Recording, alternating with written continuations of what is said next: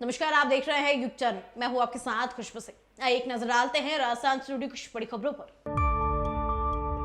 भीलवाड़ा में दलित छात्रा की प्रेमी ने घर में घुसकर चाकू से गला काटकर हत्या कर दी।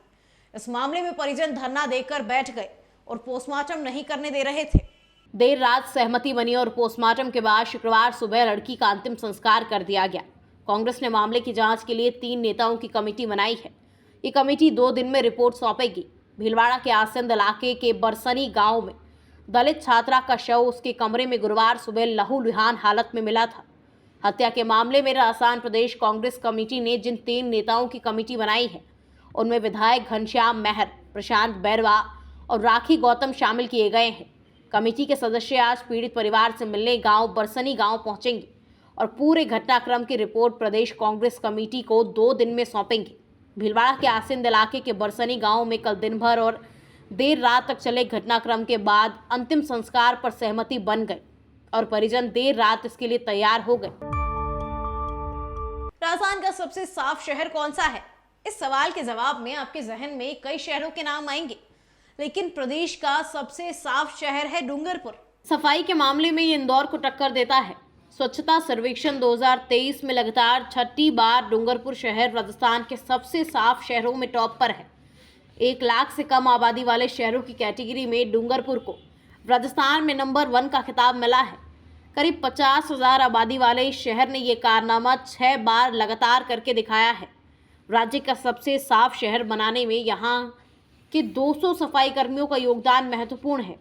ये सफाई कर्मी रात भर शहर की सड़कों पर झाड़ू लगाते हैं। स्वच्छता का ये बीड़ा डूंगरपुर में 8 साल पहले तत्कालीन नगर परिषद के सभापति के गुप्ता ने उठाया था। स्वच्छता को लेकर के लोगों को अवेयर किया। स्कूल के बच्चों से लेकर महिलाओं को स्वच्छता को लेकर के जागरूक किया। लोगों ने भी स्वच्छता के उनके संदेश को समझा और उनका साथ दिया। राजस्थान के हिल स्टेशन माउंट आबू में आज लगातार दूसरे दिन तापमान माइनस में रहा। यहाँ आज भी वादियों में बर्फ जमी। हालांकि सुबह सूरज चढ़ने के साथ ही तापमान बढ़ने लगा और लोगों को सर्दी से राहत मिली। गंगानगर, सीकर, चूरू, फतेहपुर में आज न्यूनतम तापमान 5 डिग्री सेल्सियस से नीचे चला गया। मौसम विशेषज्ञों का कहना है कि मकर संक्रांति से राज्य में मौसम साफ होगा। सुबह शाम सर्दी तेज रहेगी, लेकिन दिन में तेज धूप खिलने से लोगों को राहत मिलेगी। दिसंबर के आखिरी सप्ताह से लेकर 9 जनवरी तक प्रदेश के अधिकांश जिलों में कोल्ड डे की स्थिति बनी रही। इस दौरान उत्तर पूर्वी राजस्थान 1 सप्ताह से ज्यादा समय तक घने कोहरे की चपेट में रहा। पूरे दिन तेज सर्दी से परेशान लोगों को कल से राहत मिलनी शुरू हो गई थी।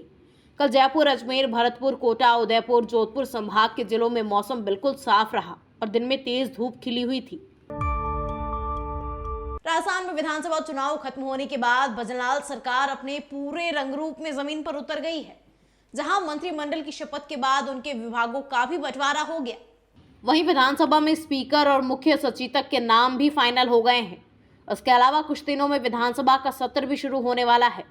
लेकिन राजस्थान में कांग्रेस के नेता प्रतिपक्ष को लेकर अभी भी तस्वीर धुंधली है। बीजेपी सरकार के मंत्रिमंडल गठन में देरी पर हमलावर कांग्रेस अब तक अपने नेता प्रतिपक्ष का नाम भी तय नहीं कर पाई है। जानकारी के मुताबिक राजस्थान विधानसभा में 19 जनवरी से बजट सत्र शुरू होने वाला है। ऐसा बताया जा रहा कि कांग्रेस अगले 7 दिन में नेता प्रतिपक्ष के नाम का ऐलान कर सकती है। रेल मंत्री अश्विन वैष्णव आज 1 दिवसीय जयपुर दौरे पर है। रेल मंत्री ने सुबह गोविंद देव जी मंदिर में दर्शन करने के बाद जयपुर जंक्शन और सांगनेर रेलवे स्टेशन का दौरा कर विकास कार्यों का जायजा लिया। साथ ही रेलवे मंत्री अश्विन वैष्णव ने प्रदेशवासियों को कई सौगात दी। उन्होंने ऐलान किया कि अब Jaipur junction world class station बनेगा। साथ ही सांगनेर स्टेशन को अमृत भारत योजना में शामिल किया गया है। इसके अलावा वंदे भारत ट्रेन का गांधीनगर पर भी स्टॉपेज होगा। जयपुर जंक्शन और सांगनेर रेलवे स्टेशन के निरीक्षण के बाद रेलवे मंत्री अश्विन वैष्णव ने पत्रकारों को संबोधित करते हुए कहा कि जयपुर जंक्शन को वर्ल्ड क्लास स्टेशन बनाया जाएगा। जयपुर रेलवे स्टेशन पर बहुत बड़ा रूफ प्लाजा बनेगा। जितनी पटरी और जितने प्लेटफॉर्म है, इसके ऊपर एक बड़ी छत बनेगी। इस रूफ प्लाजा पर यात्री आराम से बैठ सकते हैं। इसके अलावा बच्चों के खेलने की भी जगह होगी। यहाँ ऐसी स्टॉल्स होंगी जहाँ पर यात्रियों को जयपुर की खास चीजें उपलब्ध कराई जाएंगी। राजस्थान से जुड़ी तमाम खबरों को देखने के लिए बने रहिए हमारे साथ युग चरण पर।